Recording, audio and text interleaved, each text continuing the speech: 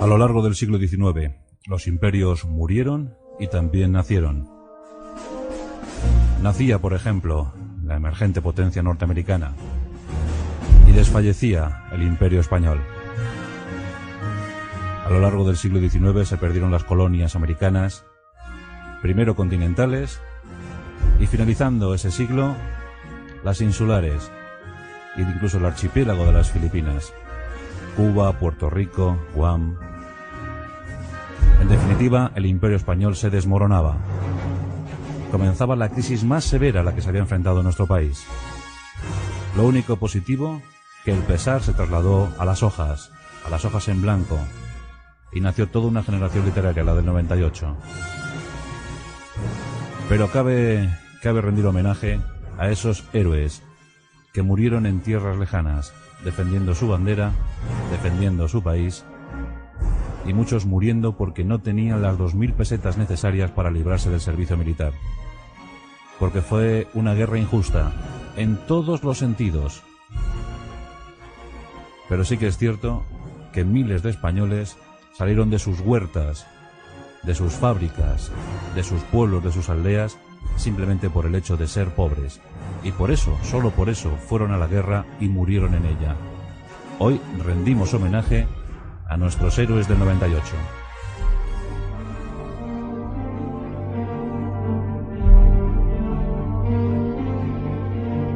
La situación era sumamente compleja. Como os digo, a finales del siglo XIX, Norteamérica se abría paso a codazos. Compraba territorios como Alaska, o se apropiaba de ellos como Hawái. Pero Cuba y Puerto Rico estaban tan cerca de Norteamérica que constituían una sólida oposición, un serio obstáculo a la expansión colonial de los Estados Unidos. Los dueños de Cuba y Puerto Rico eran los españoles. Había que buscar un pretexto, había que buscar una excusa para limpiar de españoles esas islas. Y el pretexto llegó en abril de 1898. En Cuba saltaba por los aires el Maine, la justificación oportuna para declarar una guerra. Como sabemos, lo del Maine no fue un sabotaje, fue un mero accidente, pero sirvió para proclamar esa guerra el 25 de abril de 1898. El sarcasmo llegó cuando dijeron que esa guerra era con efecto retroactivo. Por tanto, aunque la proclamaron el 25 de abril, la trasladaron al 21. Por tanto, los españoles se enteraron el 25 de abril que llevaban 4 días en guerra con los Estados Unidos de América. El objetivo de Estados Unidos no era solo Cuba y Puerto Rico, sino también puestos para abastecer de carbón a sus buques en Asia. Y las Filipinas eran realmente apetitosas, realmente jugosas. En Filipinas los españoles estaban cómodamente instalados, y todo gracias a las disensiones entre tribus, etnias, poblaciones autóctonas. Fijaos que mientras que eran necesarios más de 100.000 efectivos para aguantar los combates en Cuba, para luchar contra la insurgencia y también contra lo que se venía encima, en Filipinas tan solo fueron necesarios 28.000 en principio para aguantar aquella situación. Al final fueron insuficientes por los desastres que ya conocemos. Hoy nos centraremos en los últimos de Filipinas, pero antes diremos que los filipinos también lucharon desde el año 1896. Los guerrilleros, el ejército revolucionario filipino, luchó con ardor, con denuedo. Los diferentes capitanes generales destacados en Filipinas poco pudieron hacer, fue el caso de Ramón Blanco. El capitán general Fernando Primo de Rivera, en cambio, actuó de otra manera, de una manera un poco más inteligente, un poco más brillante. Consiguió un acuerdo de paz en 1897, Catiapagnapo, y gracias a ese acuerdo de paz El líder de la oposición, el líder guerrillero, Emilio Aguinaldo, marchó al exilio, eso sí, con los bolsillos bien llenos de pesos filipinos. Cientos de miles, una auténtica fortuna. Y se refugió en Hong Kong a la espera de mejores noticias. La paz por el momento en Filipinas se había asegurado. Pero estalló la crisis de abril de 1898, y la guerra se reactivó con total crudeza. Aguinaldo regresó a Filipinas para encabezar las acciones militares. Los filipinos, en superioridad abrumadora, fueron batiendo posiciones, fortificaciones, acuartelamientos de los españoles.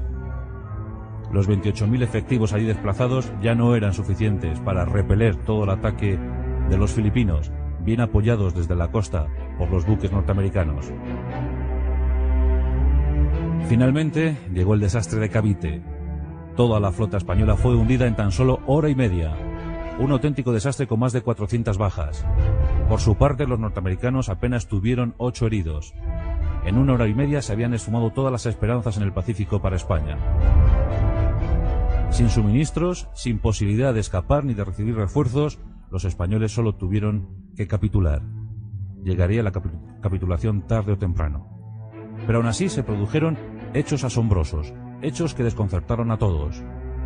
La resistencia, el heroísmo de un puñado de hombres, conmovió a la sociedad pública internacional. Nos encontramos en la isla de Luzón, la isla principal del archipiélago filipino. En su lado oriental se encontraba la pequeña población de Baler. En Baler tan solo se tenían que dedicar a perseguir contrabandistas. La primera posición española en aquel pueblo, en aquella localidad, consistía en tan solo un cabo y 4 guardias civiles aborígenes, 4 guardias civiles filipinos. Pero muy pronto, con la consecuencia de la guerra, se tuvieron que incrementar las medidas y enviar una nueva dotación. Al frente de esa dotación se encontraba el teniente Mota con 50 efectivos, con 50 cazadores. Los cazadores eran la tropa de choque española en aquellas latitudes. Era el grupo expedicionario de cazadores. Pues aquella posición, defendida por un joven teniente Mota de 18-19 años, fue literalmente barrida por los filipinos, masacrada. El propio teniente Mota se suicidó ante el desastre. Desde Manila, la capital, a unos 200-220 kilómetros de Baler, se tomaron medidas y se envió una nueva dotación. En esta ocasión con oficiales de mayor experiencia. Al frente de esa dotación de 50 cazadores se encontraba el capitán Enrique de las Morenas, asistido por 2 tenientes, 2 brillantes tenientes. Uno de ellos, Saturnino Martín Cerezo, curtido en Cuba y en Marruecos. El otro, Juan Alonso Zayas. Junto a estos oficiales, un teniente médico, Rogelio Vigil de Quiñones. Y como hemos dicho, 50 cazadores, 50 fusileros dispuestos a defender Baler. En febrero de 1898 salía la expedición de Manila. Fue la última vez que tuvieron contacto con las tropas españolas. Ya no se les volvería a ver hasta junio de 1899. Llegaron a Baler, se establecieron en el pueblo y fortificaron la comandancia. En aquellas zonas, recordemos que en Luzón, los españoles, en la isla de Luzón, los españoles habían fundado unos 1.400 pueblos y aldeas. El principal edificio de cada pueblo era sin duda alguna la iglesia. Y la iglesia estaba sumamente fortificada y además muy fortalecida, porque en aquella zona, era una zona de huracanes, era costumbre hacer iglesias muy poderosas. En el caso de Baler, la iglesia tenía unos muros de más o menos 1 metro, 1,5 metros de ancho y una longitud de fachada de unos 20 metros. Ese era el principal edificio de Baler. Enrique de las Morenas se fijó en aquella iglesia y habló con el párroco de aquella iglesia, con el padre Carreño. Si las cosas se ponían feas, sin duda alguna se deberían refugiar allí. La guerra se incrementó. las noticias eran terribles. Y finalmente, en junio de 1898, a fin de evitar un desastre parecido al que le había ocurrido a la dotación del teniente Mota, el capitán Enrique de las Morenas decide meterse con todos sus hombres en la iglesia del pueblo. Defenderán a ultranza la posición, a la espera de noticias, a la espera de refuerzos, a la espera de nuevas órdenes. Los filipinos, reunidos en torno al Katipunan. El Katipunan era pues una especie de ejército revolucionario, una hermandad de hombres libres de Filipinas, a cuyo frente estaba Emilio Aguinaldo. Había otros líderes como Novicio Luna. En definitiva, el Katipunan tenía miles de efectivos a su disposición y Valer era un acuartelamiento muy deseado, muy jugoso. Sería muy fácil tomar aquellos 54 hombres. Pero las cosas iban a ser muy distintas, como la historia nos ha dicho. El 27 de junio de 1898, el capitán de las Morenas, sus tenientes y los cazadores reúnen toda la alimentación posible, todas las armas disponibles, todo de lo que son capaces de acarrear, lo internan en la iglesia. Comienza la resistencia de Valer. Serán 337 días, con sus noches. Lo que en principio iba a ser una resistencia a la espera de refuerzos, se convierte en una resistencia heroica. A las pocas horas, los filipinos atacan la iglesia de Valer. El capitán de las Morenas ordena iniciar el fuego. Los tagalos, los insurgentes, son cientos. Salen de todos los sitios, de cualquier parte de los bosques cercanos. El pueblo se convierte en una auténtica llamarada de fuego. Los Mauser españoles responden a todos los ataques. Logran repeler todos esos ataques, todas esas ofensivas de las primeras horas. No hay bajas entre los españoles, pero decenas de muertos cubren la población de Valer y son tagalos. Afortunadamente los españoles han hecho buen acopio de munición y pueden responder con éxito a todas las ofensivas tagalas. Los días van pasando. Tenían muchos problemas con la intendencia, con la alimentación. Tenían 4.500 kilos de arroz, pero arroz en mal estado, habichuelas, tocino muy agrio. Y no tenían sal para conservar los alimentos frescos. Eso sí, enormes cantidades de azúcar, pero sal no tenían. La situación empieza a ser delicada. Pero los españoles, los cazadores de Valer, siguen aguantando. Los tagalos, cada vez que se reorganizan, vuelven al ataque, vuelven a la ofensiva, y los españoles responden con fuego graneado. Son días intensísimos. Por si fuera poco, la enfermedad empieza a hacer mella entre los cazadores españoles. El peligro de aquella zona se llamaba beriberi.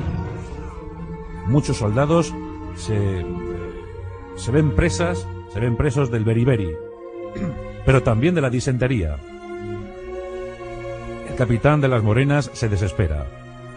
Sus tenientes siguen aguantando, pero ya hay desertores entre ellos. A lo largo del sitio de Valer se produjeron 8 deserciones. 6 se escaparon, mientras otros 2 fueron fusilados, faltando un día para la liberación. Los desertores también estuvieron entre ellos. Pero lo principal, la enfermería se empezó a llenar de pacientes. Entre ellos el propio capitán Enrique de las Morenas. El beriberi y la disentería. En esos años todavía no se conocían las vitaminas. Se descascarillaba el arroz, ignorando que en esa cáscara se encontraba la tan necesaria vitamina B.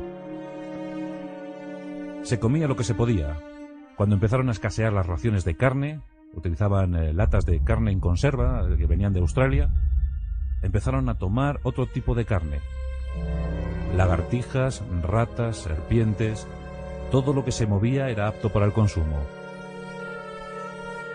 Y los hombres comenzaron a fallecer, comenzaron a morir. Algunos por las heridas del combate, los más por las enfermedades y por el hambre. Finalmente fallece el capitán Enrique de las Morenas. También lo hace el teniente Juan Alfonso Zayas. Mueren algunos soldados. La situación es desesperada. Al frente de la guarnición queda el teniente Saturnino Martín Cerezo, un extremeño bravísimo, determinado a aguantar hasta el último hombre, hasta el final, hasta que lleguen nuevas órdenes. Los tagalos siguen atacando. Traen incluso artillería desde Manila, porque a estas alturas Manila ya había caído. España se había rendido, había capitulado. El 13 de agosto de 1898, efectivos norteamericanos entraban en la capital, Manila. La guerra había terminado. Un tratado ridículo, por el que Estados Unidos se apropiaba de Cuba y Puerto Rico, esta última isla, en pago al impuesto de guerra. Por su parte, en el Pacífico, Guam ya era de propiedad norteamericana y por las Filipinas tan solo se pagarían 20 millones de dólares. A España no le quedó más remedio que firmar. Estaba absolutamente hundida, desmoralizada, en una gravísima crisis económica. Todo se había perdido. ¿Pero qué sería de los hombres de Filipinas? Comenzaron las repatriaciones, pero en la iglesia de Valer, el teniente Martín Cerezo seguía resistiendo con sus hombres. Nadie les dijo nada, nadie les informó. Cuando las noticias llegaron a Manila, los hombres que se estaban encargando, los españoles, el cuadro de mandos español que se estaba encargando de las repatriaciones y de ordenar poco más o menos lo que quedaba del imperio español en el Pacífico, enviaron algunos emisarios para animar a Martín Cerezo. Pues en ese momento no se sabía que Martín Cerezo estaba al frente de la guarnición, se pensaba que seguía vivo el capitán de las Morenas. Pues enviaron algunos emisarios, tal fue el caso del capitán Olmedo, pero Martín Cerezo desconfiaba de todos. Son 5 las veces que se intentó calmar a Martín Cerezo y decirle que la guerra había terminado. En 5 ocasiones. Fueron oficiales españoles, fueron filipinos, lo intentaron de todas las maneras, pero Martín Cerezo siempre desconfió de todos. Iban pasando los días. Llegó la Navidad de 1898. La situación era angustiosa. Muchos hombres habían muerto. Martín Cerezo estaba solo, tan solo tenía el apoyo y la confianza, la complicidad del teniente Vigil de Quiñones, del teniente médico. Un médico espléndido, naturalista también, y que había creado una pequeña huerta en el patio de la iglesia que era a todas luces insuficiente para abastecer la enfermería. Deciden salir de la iglesia. Van de cacería. Van a intentar conseguir comida, alimentos. A este paso estaban ya tomando infusiones de naranja amarga. Tomaban hojas de árbol. Todo lo que pudieran coger era bueno para ser ingerido. Pero antes de las Navidades había que tomar alguna determinación. Martín Cerezo destacó 10 hombres y estos salieron de la iglesia. Y a tiro limpio se hicieron con una buena pieza. Protegidos por los tiros de sus compañeros, consiguieron llegar a la iglesia con un carabao. El carabao es una especie de búfalo que además es muy eficaz en los terrenos de Filipinas. Es más eficaz incluso que el caballo porque puede pasar por el barro, por las tierras movedizas. Es pesado, pero muy útil. Pues con ese carabao se internaron de nuevo en la iglesia y tuvieron carne para 3 días. La lástima es que no la podían conservar porque, como ya hemos dicho, no había sal dentro de Valer, de la iglesia de Valer. Los soldados españoles siguieron ofreciendo grandes muestras de heroísmo sublime. Seguían aguantando, haciendo oídos sordos a los diferentes emisarios que iban llegando a la iglesia. Y los días iban sucediendo.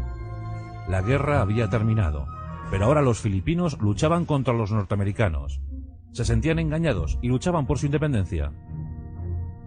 Los norteamericanos, en un gesto, entre comillas, de bondad, deciden ir a por los defensores de Valer. Nos encontramos en el 13 de abril de 1899. Cerca de las playas de Valer se divisa un cañonero. Este cañonero, con su reflector, un reflector de luz, ilumina la iglesia de Baler. El teniente Martín Cerezo responde con un paño impregnado de petróleo. ¿Serán los refuerzos? ¿Vendrán a por nosotros? Se escucha un cañoneo en el oeste. Se escucha ese cañoneo. Todo hace ver que Baler va a ser liberado. Los españoles se muestran eufóricos. Por fin la tan ansiada ayuda. Por fin nos van a liberar. En efecto, la intención era esa. El cañonero Yorktown, así se llamaba, el cañonero Yorktown, intentaba sacar a aquellos cazadores de Baler y dar por concluida la guerra, por fin. Pero tan solo tenían 16 fusileros, y con los 16 fusileros iban a intentar la hazaña. No fue nada fácil. Los tagalos respondieron con un intensísimo fuego. Y aquellos fusileros norteamericanos murieron en Baler. Con su teniente al frente, los 16 cayeron. El Yorktown se retiró apesadumbrado. Los norteamericanos por lo menos tuvieron el gesto de intentar la salvación de los cazadores de Baler. Martín Cerezo, un poco apesadumbrado por lo que había ocurrido, ordenó seguir con la resistencia. Los tagalos estaban enfurecidos, querían acabar con aquella situación.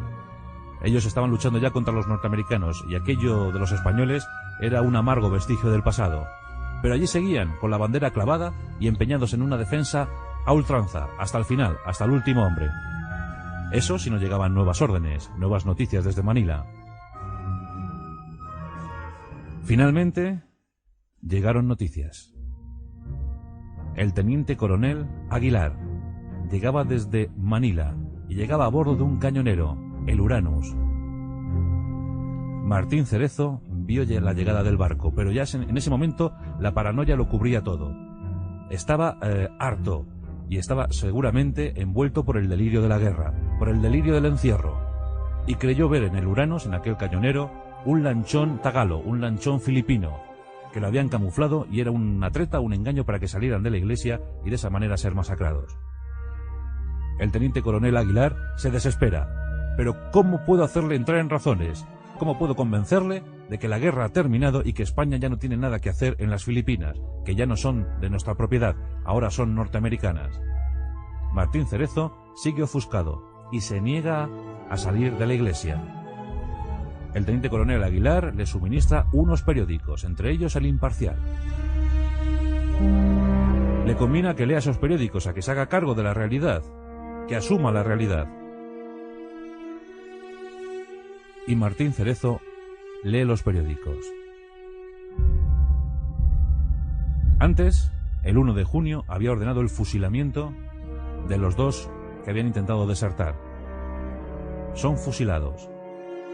Y le pide a su amigo, al teniente médico Vigil de Quiñones, que inscriba ese suceso como 2 muertos por la enfermedad. Lee El Imparcial y, para su asombro, descubre una noticia. El teniente Francisco Díaz Navarro solicita su traslado a Málaga. Martín Cerezo abre los ojos, y los abre mucho, porque ese nombre le sonaba. Claro que le sonaba. El teniente Francisco Díaz Navarro era amigo íntimo del teniente Martín Cerezo, y solo él podía saber que tras la campaña de Cuba iba a solicitar su traslado a Málaga. Estaban en lo cierto, todos tenían razón. Nadie le había engañado. Él era el único ofuscado en esto. Pero él había resistido. Él había cumplido con el reglamento militar. Él había resistido en esa plaza. Había defendido la plaza. Los tagalos esperaban ansiosos la respuesta de Martín Cerezo y sus hombres. Y el 2 de junio de 1899, 337 días después, la bandera española era arriada y en su lugar la bandera blanca.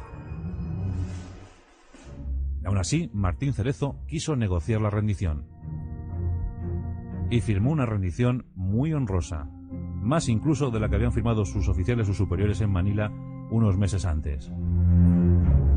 En esa rendición, en esa capitulación, más o menos se venía a decir que las dos partes habían decidido por igual abandonar las hostilidades, que los españoles serían respetados, que saldrían de la iglesia portando sus armas y que serían escoltados hasta las tropas españolas o un lugar seguro. Martín Cerezo entraba con honores en la historia militar de España. Miró a su alrededor. De todos los hombres que se habían internado en la iglesia de Valer, tan solo quedaban 33. Atrás dejaban 17 compañeros muertos y los 6 que se habían escapado, los desertores. Eran acompañados hasta el cura Carreño, el cura de Valer había fallecido. Eran acompañados por dos frailes que habían ido a negociar en los primeros días y que luego posteriormente se habían quedado, muy útiles por cierto, porque uno de ellos, el padre Minaya, elaboró una crónica de todo lo sucedido. Y aquí les tenemos, el 2 de junio de 1899, desfilando, en formación de A3 y de fondo, desfilando por las calles de Valer. Harapientos, con los Mauser enmohecidos, sin municiones, muchos de ellos desdentados, desaliñados hasta decir basta, pero desfilando con marcialidad y saliendo con honor de la iglesia que les había recogido durante 337 días. Nadie se explica cómo pudieron resistir tanto. Nadie se explica cómo pudieron solventar enfermedades como el beriberi y la disentería. Nadie se explica cómo la mayor parte de las bajas fue por enfermedad y no por combate, después de haber infligido al enemigo centenares de bajas. Pero lo habían conseguido. El teniente Saturnino Martín Cerezo fue condecorado con la laureada de San Fernando. Y por cierto, nadie se explica por qué no se concedió una laureada colectiva a los compañeros del teniente Martín Cerezo. Pero los 33 soldados y los 2 frailes salieron de Valer. En septiembre de 1899 llegaban a España. A la familia del capitán Enrique de las Morenas se le concedió una pensión anual de 5.000 pesetas, válida para su viuda y para sus herederos. A los soldados, pues os podéis imaginar que no se les concedió lo mismo. 60 pesetas de pensión. Alguno de ellos moriría años más tarde. Bueno, 3 de ellos murieron de forma inmediata a consecuencia de la enfermedad nada más llegar a España. Alguno de ellos moriría como mendigo en las calles de España. Tan solo una docena llegaron a la guerra civil. Alguno de aquellos murió fusilado en la guerra civil.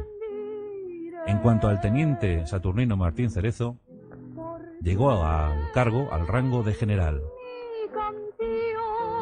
Pero en Filipinas habían quedado más de 5.000 españoles. 5.000 españoles considerados como desaparecidos en combate, dispersados por las selvas filipinas. ¿Qué habría sido de ellos? Vamos a contar brevemente la historia de alguno de ellos. Aquí tenemos a uno de esos héroes. Se llamaba Mariano Mediano, el teniente Mariano Mediano. Un aragonés corpulento, de 1,80 m, pelirrojo. Un hombre muy bien parecido. Se había curtido como carabinero en los Pirineos aragoneses. Y posteriormente había pasado al ejército. Con afán de gloria, con afán de ascenso, había llegado a las Filipinas. Y había luchado como soldado. Posteriormente pidió su ingreso en la Guardia Civil. Y al frente de la Guardia Civil nativa estuvo contra los guerrilleros, contra los contrabandistas, hasta que finalmente se vio en la encerrona de Tallaba. Tallaba era una localidad pues que cubría más o menos el nudo principal en las comunicaciones de la isla de Luzón. Con el inicio de las hostilidades, las guarniciones cercanas a Tallaba se reagruparon en torno a esta localidad, una localidad de unos 20.000 habitantes. Al frente de esa guarnición se encontraba el comandante Pacheco y consiguió reunir unos 450 efectivos, unidades de toda índole, cazadores y también Guardia Civil nativa. 450 hombres que pronto se vieron copados por unos 15.000 efectivos de los tagalos, 15.000 filipinos. La situación en Tallaba iba a ser dramática porque los españoles no se rindieron. El 12 de junio quedaron copados y el 24 se produjeron los primeros combates. Los filipinos estaban muy bien preparados, muy bien pertrechados, tenían muchísima artillería. Los españoles también, pero con un único problema: no tenían pólvora para los cañones. No pudieron disparar los cañones. Los combates fueron crueles, feroces. Fue un tipo de resistencia distinta a la de Valer. Los españoles tenían los Mauser, eso sí, y eran muy buenos tiradores. Los oficiales habían creado un anillo defensivo utilizando las mejores edificaciones de Tayaba. Ahí se encontraba el teniente Mariano Mediano. Y estuvieron resistiendo toda la guerra.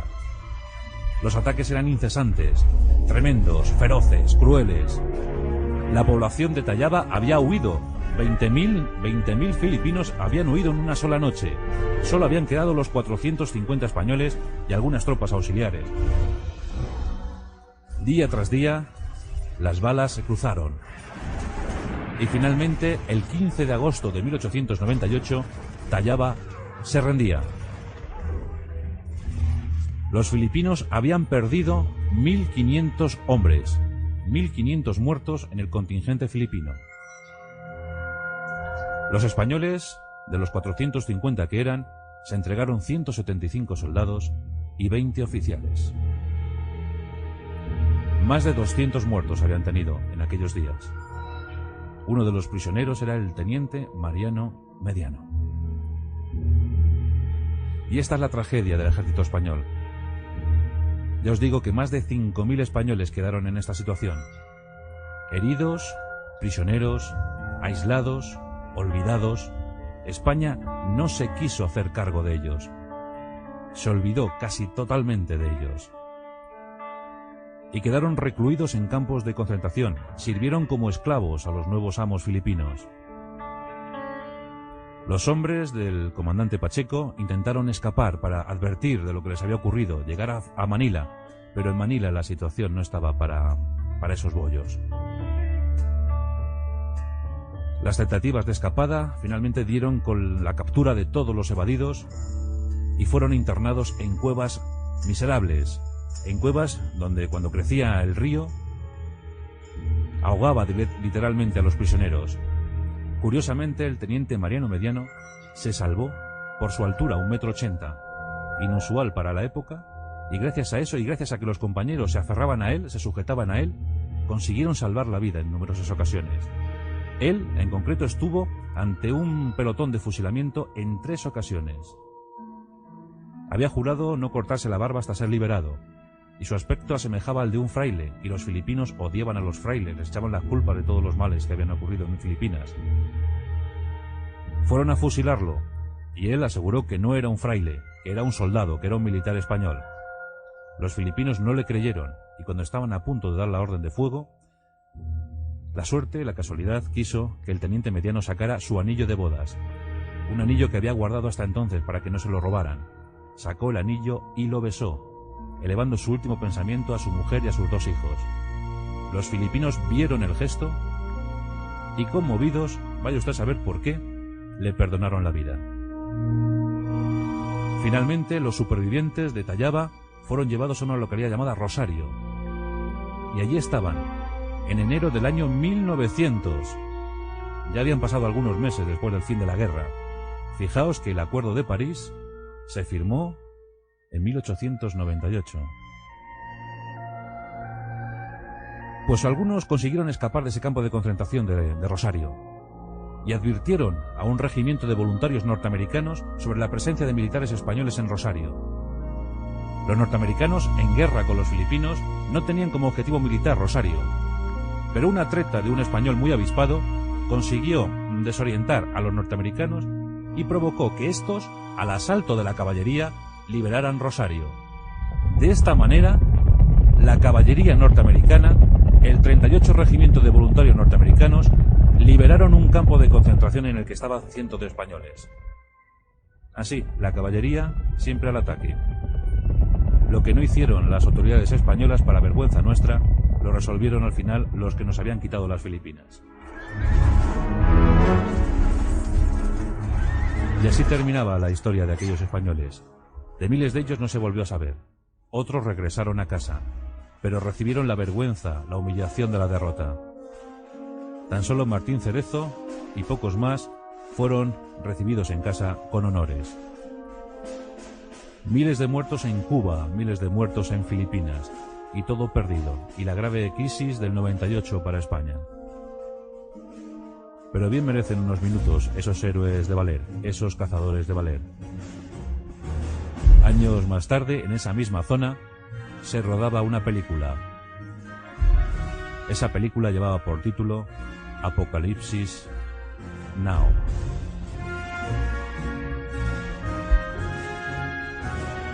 Los norteamericanos tuvieron su Vietnam, los rusos su Afganistán y los españoles su Cuba y sus Filipinas.